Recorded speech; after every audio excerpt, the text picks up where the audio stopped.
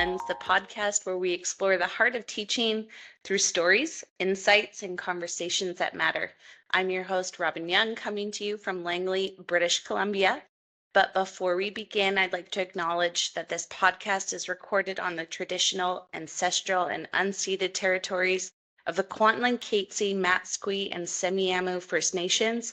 It's a rainy day here, but there is something refreshing about the first drop of fall to signal a new time and a transition forward. Each episode, I sit down with change makers who are helping us reimagine what education can be. Today's guest is someone whose work has sparked a movement in the classrooms across North America, and I'm so happy to be bringing him here to our Canadian audience as well. Trevor Muir is a teacher, speaker, and best-selling author whose work centers around project-based learning, student engagement, and purpose-driven education. He's the founder of Epic PBL, co-founder of the New Teacher Academy, and the voice behind the Epic Classroom podcast. His videos have reached over 35 million viewers, and his books, like The Epic Classroom and New Teacher Mindset, are helping educators rethink how we connect with students. Why should Canadian schools pay attention to Trevor's work? Because his approach to authentic learning, collaboration, and storytelling in education aligns beautifully with the goals of inclusive, inquiry-based learning that many Canadian educators are striving for. Trevor, thank you so much for joining us here today. It's an honor to have you on Behind the Educator's Lens. Oh, it's an honor to be here, Robin. I'm really excited to talk to you about all this. Let's start with a fun segment that we call This or That. Quick choices. No explanations needed unless you want to. All right, let's see what you got. I'll start you out easy. Coffee or tea? Coffee. Black. Yeah, buddy. No sugar, no cream. I want to taste all of it. No sugar, no cream. No way. No, yeah. I like me some black coffee. If I wanted a latte, I'd ask for it. What about an affogato? Do you like those? And all over my vanilla ice cream, maybe with a little bit of Oreo sprinkled in. But then when you put that espresso on top, yeah. The mistake is having an affogato at like 7 p.m. because then you don't sleep that night. But, oh, they're delicious. I'm one of the weird ones where I can sleep no matter how much coffee I've had. It's a gift you should treasure forever and ever. Group projects or solo assignments? That's a good question. I think the answer has to be yes. Because listen, if you only do group projects, my introverts are just going to burn out and my extroverts are just going to be over socialized and have way too much temptation.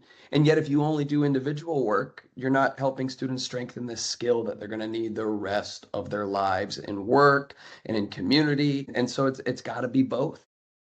I love it. You've already broken my questions on number 2. Cracked it in pieces.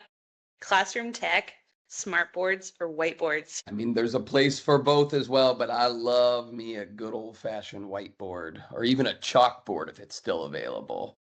Yeah. I think there's something about tactile, something about drawing and not having to worry about the technology, but being able to put your visuals, put your thoughts into a way that students can see in real time. I think there's still a lot of value to that. Yeah, and I love the quick erase. So if you make a mistake, boom, it's gone right away. Assessment, rubrics or narrative feedback? Again, I just think that there's room for both. I think a really strong rubric can help students know this is the expectation or this is what I'm aiming towards, right? Like there's not that vague, like, I'm not sure, this teacher grades harder, this great teacher grades easier, or I want to put all of the emphasis on this part of my project, but not a nice strong rubric says, hey, this is what I'm looking for. And so do your work knowing this is what's expected or this is what I think you're capable of. But then also, when you get creative with your assessments and allow students to tell stories and create a narrative out of their learning, I think that's great. But I also think a rubric can complement that. So both. Ideal classroom vibe, quiet and calm or buzzing with energy? Well, I want to say both, but I love me some buzzing energy. Right? Like there's that humans, there's something called emotional contagion. And that's like this scientifically proven thing that we are able to pass on our own passion and excitement to other people. And the brain chemistry matches our own passion and excitement. And so when there's this buzz in the air and students are excited, or when their teacher, their instructor is excited, that's contagious. Other people pick up on that. That's why I don't think AI is about to replace teachers, because there's still this power of passing passion on to other people that technology can't do. Technology can supplement and can fill in gaps and provide information and lots of wonderful things, but there's something about human passion and that buzz you mentioned that I can give to somebody else. Of that term, did you say emotional contagion? Yes, emotions are contagious. Negative emotions are contagious, but so are positive ones. Yeah, I love that. I love learning a little factoid. Hmm. And it really explains a lot too why when you walk by a classroom, you can almost see like the mimicking energy between the teacher and the way that the class is responding without even knowing what's Yes. happening inside. Absolutely. But then also to speak to the calmness, I think there's a place for that as well, right? It's really about how do I create a setting that matches the story that's happening? And if there's a part where there's a lot of collaboration and idea sharing and excitement, yeah, I want that buzz to be in the room. There's nothing wrong with a little controlled chaos. But then sometimes it's about putting your nose to the grindstone and working and working in silence and needing that silence.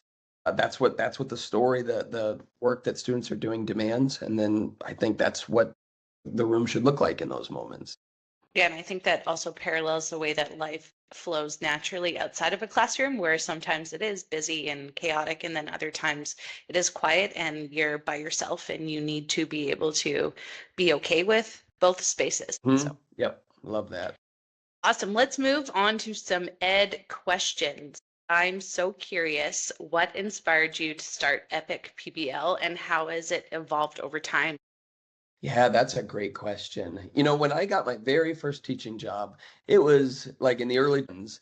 And, back then there was like 400 people applying for like per English teaching job and per social studies or math teacher job in the county that I live. Like it was really, really competitive. And so I remember at the end of my student teaching, I heard that there was a school that was hiring an English social studies teacher. And it's like, oh, that's all I needed to hear. But then I read about the school and it says, all right, so this is a public school, but they do project-based learning. And I was like, well, I don't know what that is, but I need a job. And so I went and applied. And I was just like, you know what, I'll do it. And so I got the job, not really knowing what project-based learning is. I really honestly having no idea about it. That wasn't part of my teacher training. Most of my high school experience was sit in a chair, listen to the information enough to put it back down on a test so you can move on to the next level, right? Like the highest motivator for me growing up was grades and the pressure from my parents. But Hmm. then all of a sudden I started working at the school where it's like, no, those motivators still exist, but the primary motivator is solving a problem that matters to you.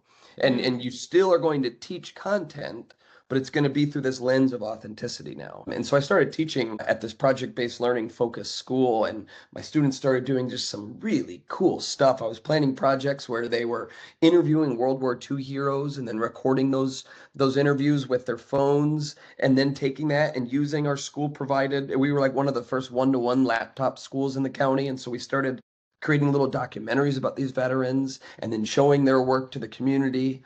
And it was like this like real hands-on purposeful work.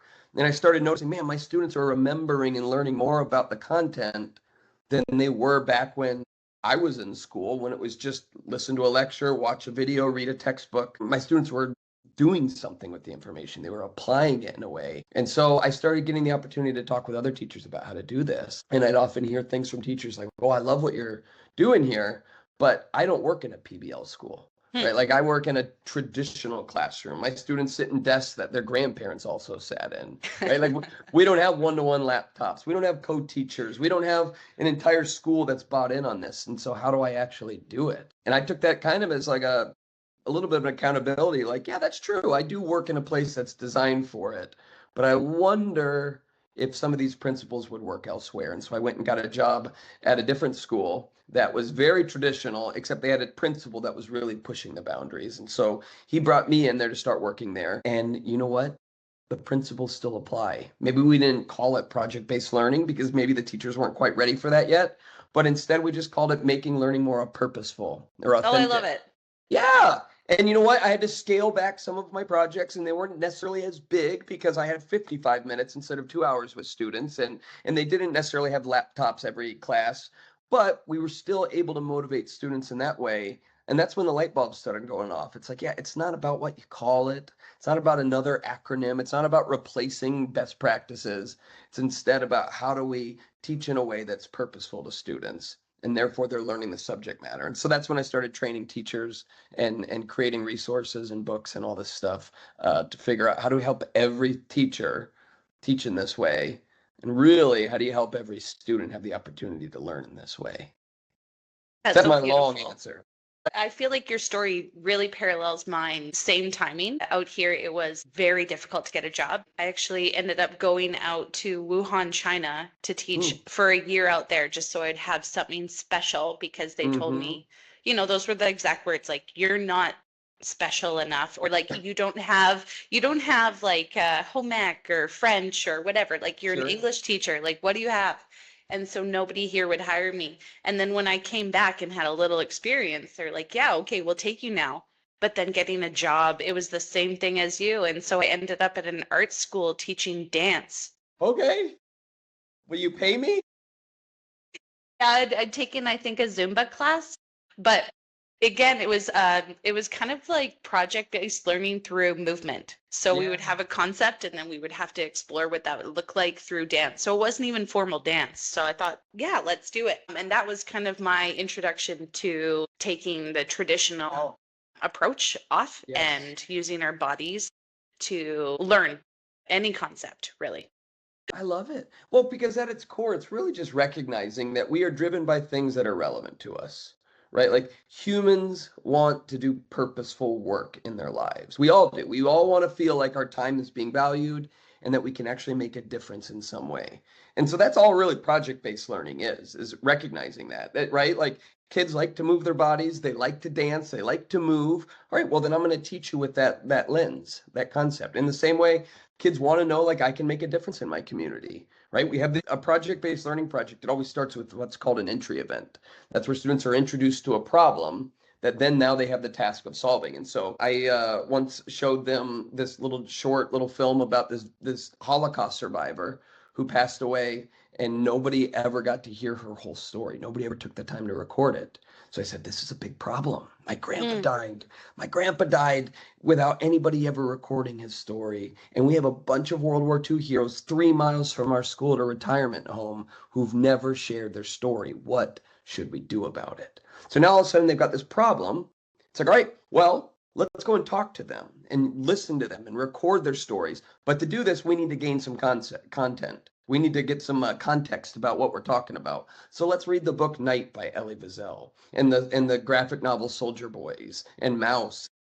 Learn the geography of World War II and what actually caused it so we know what we're talking about. And now we got to create interview questions. How do you ask good questions? How do you capture somebody's story? So, like, let's do all this work, which, by the way, is just schoolwork. They were going to do it anyway. They were going to read the book Night. Now I'm not just reading it because it's in the content standards. I'm reading it because I'm going to go talk to somebody who is actually there and I need to be knowledgeable about it. So we're still tying in content. It's still quote unquote rigorous. It's just now there's a reason for the rigor. We want to know that my students know, like, all right, I'm not just doing this because my teacher told me I have to, or because that's what you do in the ninth grade, or that's what you do in English class. No, I'm doing this to preserve the stories of heroes in our community. And it's really the same with any project. It's like, what is the problem that matters? And how can I tie in the content in order to solve it? How can I develop the skills in order to solve it? That is some beautiful advice, and I could see how the motivation would just come so naturally for kids because it Mm, starts with the core of the problem, and then you start to yeah. layer the literacy and the numeracy, and you pulling in Mm, all the things that you have to learn. But instead of doing it in separated, isolated subject areas, yeah. you're embedding it all together, and that's your whole day. And then forget about the time or the schedule. You've Yeah, well, got exactly. 8:40 to 2:45.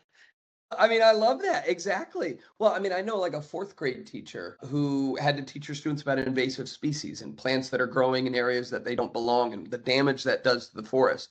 So she took her students out there, noticed all these invasive species growing, and then said, all right, we have to get rid of these because it's ruining our forest. So what do we do? And so for the next couple of weeks, students learned about invasive species and how to get rid of them. And they took that knowledge and created marketing materials to get the community to come out on a big event that they planned to come and remove these invasive species, to come and pick weeds. And it's like, yeah, they still learned all the content they were going to learn, but now I'm learning it to get rid of this problem. So that's really all it is. And that's why I try to always disarm any teachers that are nervous about like, oh, I don't want to have to adopt a whole new thing. It's like, actually, no, this isn't a new thing, right? You still can do direct instruction. You can still have students read a textbook even. You can, it's still, you're teaching the material using your best practices, the best pedagogy you have. But again, now there's a reason to pay attention during those lessons. When I give a little lecture about invasive species and how they release chemicals into the soil, I might be paying a little bit more attention because I have to put that into my PSA video that I'm sending out to parents. There's an audience for my work now, right? There's a reason for it. And then you get the payoff. At the end of it, people show up and pick weeds. And it's like, okay, I just did something in the world. In order to do it, I had to learn science. I had to learn persuasive writing. I had to learn math to create data to put on my posters. Like I had to do more than just pass a quiz. So do you think like what's your advice that you would give for say your most nervous teacher about Yeah. PBL and like how could they start, what is the next step so Yeah. that they can maybe like whew, come down and realize that this is something that they can do? Yeah. So I would say start with an existing unit you already have. So like what's a unit that I'm already planning on teaching?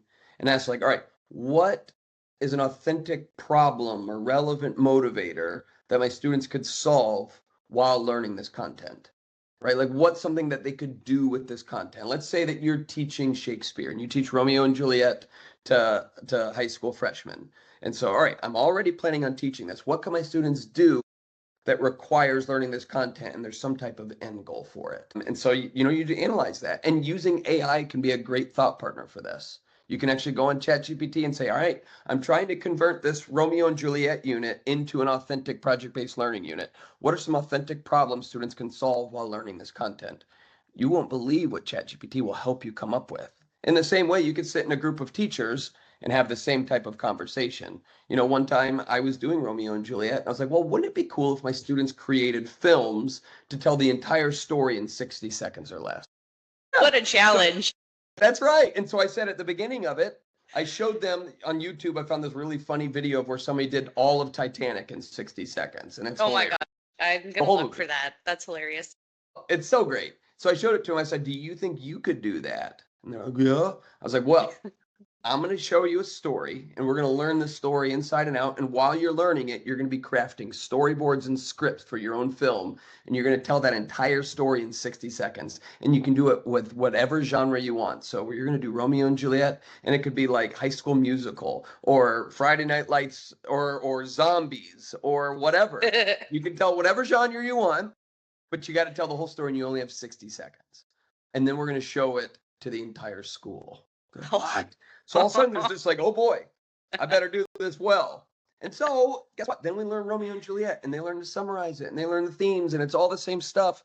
But every time when we get done reading it and talking about it, all right, now get into your groups and fill in the next part of your storyboard or fill in the next part of your script, right? There's this authentic application to the learning. And then at the very end, we gave it one day to go and film their stuff.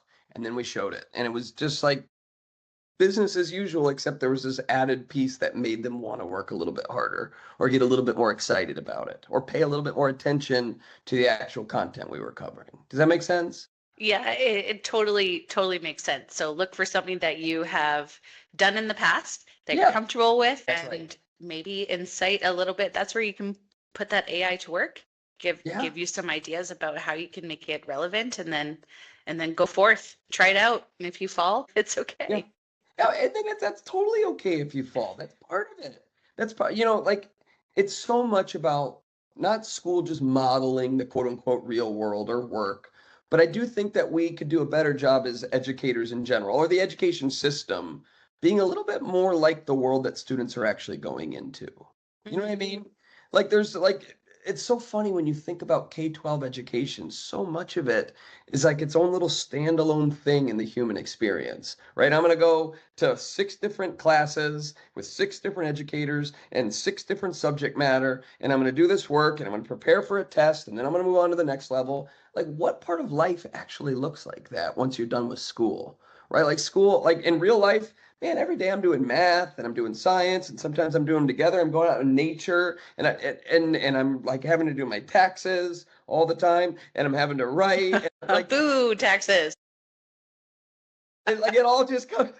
It's just like life doesn't look like school so often. You know, I mean, for instance, I'm always having to work with other people in my life, in my work, with my family, with my friends, with my community. Like life is so collaborative, and yet so much of my education experience was about my individual life, right? This is about your seat and your assignment and your grade and your personal advancement and your success. If the kid next to you fails, that doesn't matter. It's all about you.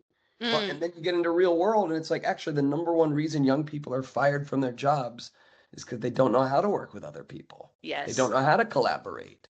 Look at, I mean, I can't speak for Canada, but if you come and look at the country I live in right now, we're in the United States, we're not really great at collaborating together right now. There's a lot of division and there's a lot of fighting and a lot of lack of compromise. And it's modeled by our political leaders and modeled in media. And it's like, yeah, are we putting a lot of emphasis in developing that skill, that competency that we clearly desperately need? And so I think school could look a little bit more like that. And I don't think it means we have to sacrifice teaching content and subject matter to do so. I think instead it's rethinking how do we teach this stuff? What is the motivator for school? When we ask kids to collaborate, it's not just because it's a grade I'm putting on the rubric for collaboration. No, if we don't collaborate, we're not going to be ready for that red carpet event where the veterans are going to show up. If we don't collaborate, we're not going to get anybody to show up to the event when we pick all these weeds, and we're going to have to do it ourselves, right? If we don't collaborate, we're not going to have a great film to show at the end of the Shakespeare unit. We have to work together. And so therefore, we're going to have to learn how to do it well. And then all of a sudden they've built up these muscles that they can go use the rest of their lives. I love that because I think you've hit it on the head there that sometimes we focus so much on the content that we're forgetting to think about the kids that we want on the other end of the system. So if we want kids who can collaborate and work with others as adults, if we want people who are peaceful, if we want, like, if we made a list of the 10 things we want our kids to be, and then we made education about those things, then maybe when they got through to the end of the system, we would actually have societies that can work together because they've done it for 12 years.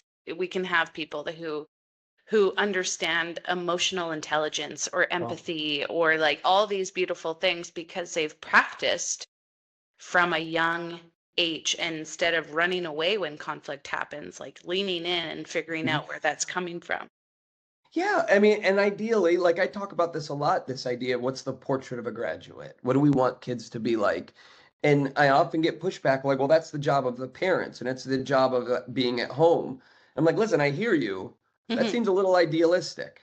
You know what I mean? Like the truth is, some families don't put in the time and effort into it for whatever reason. Maybe it could be lack of capacity or lack of will to. I don't know. But the fact is, if it doesn't happen at home and it doesn't happen at school, does that mean we're just going to have a society full of people who don't have empathy and don't know how to collaborate and critically think and problem solve? And it's like, yeah, that's exactly what's happening.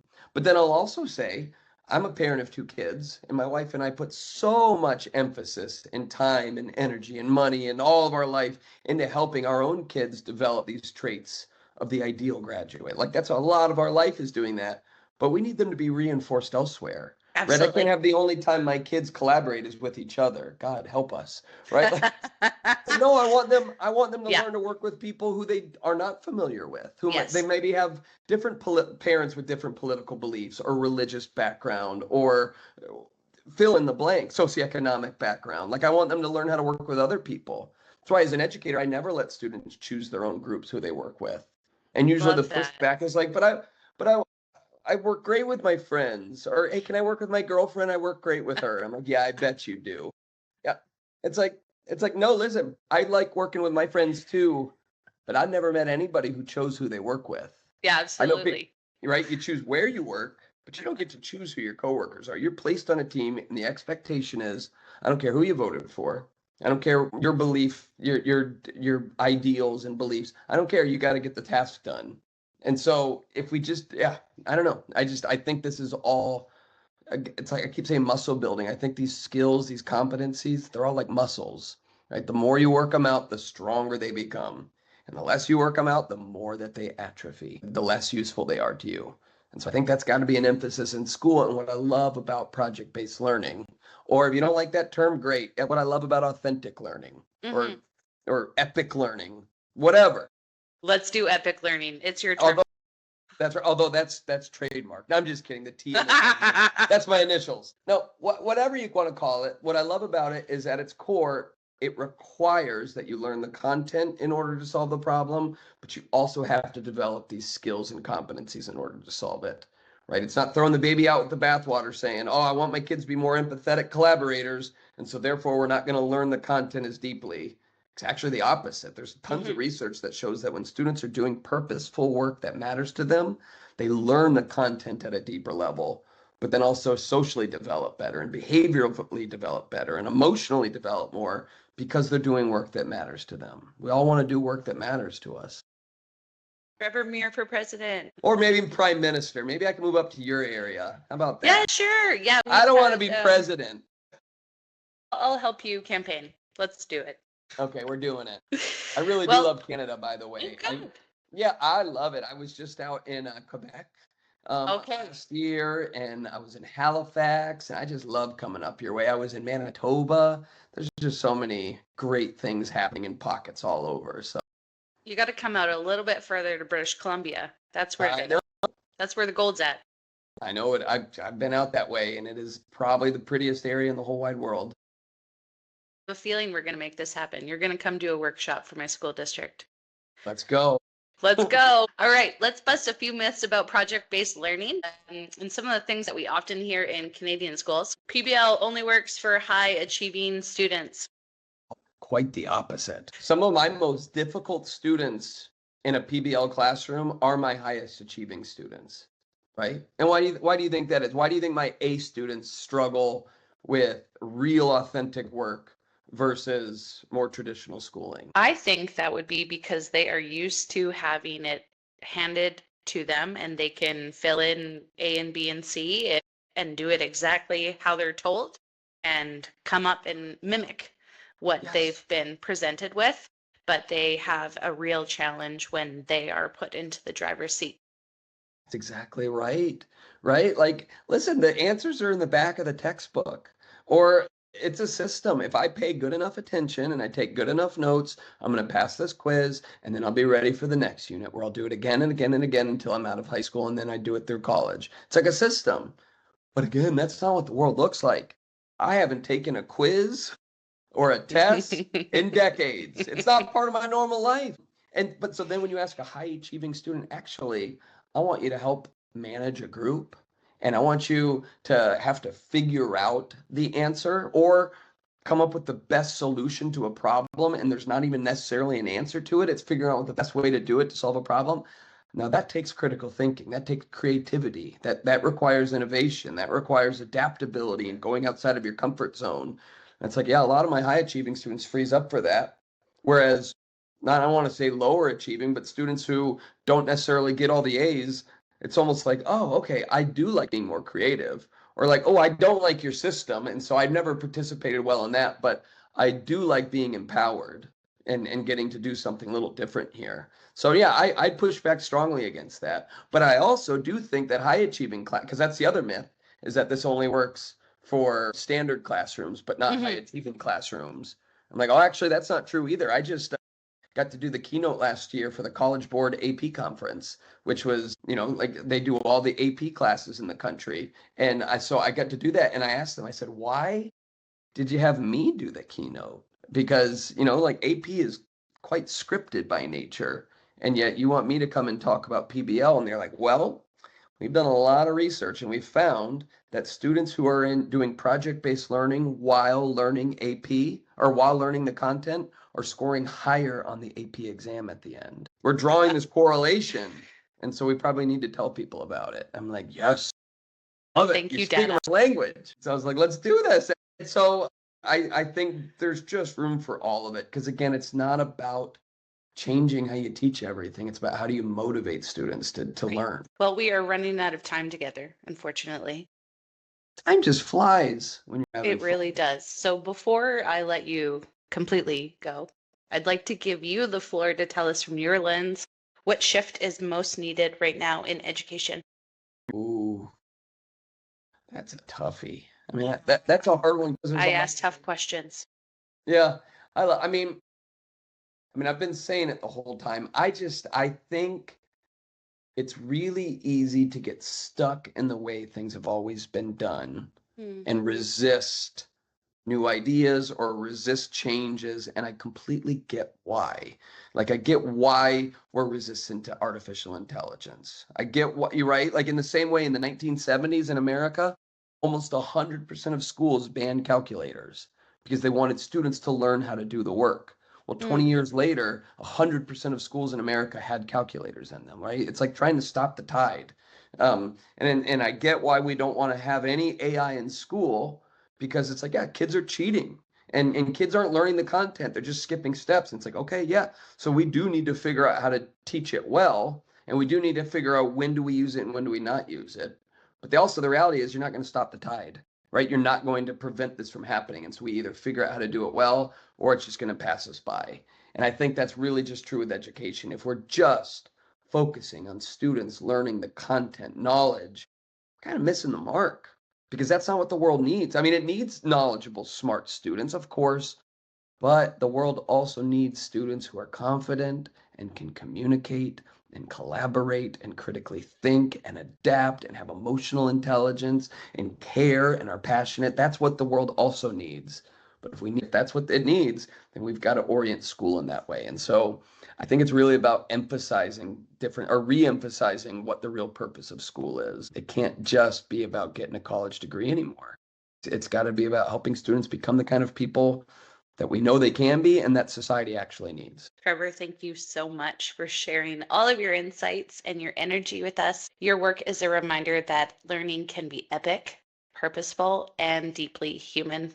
To our listeners, if you're curious about bringing more engagement and authenticity into your classroom, check out Trevor's books, his podcast, and the Epic PBL platform. Until next Thank you, time. Robin. Thank you so much. I'm so excited to end this off. Until next time, keep looking behind the lens, keep asking questions, and keep making education meaningful.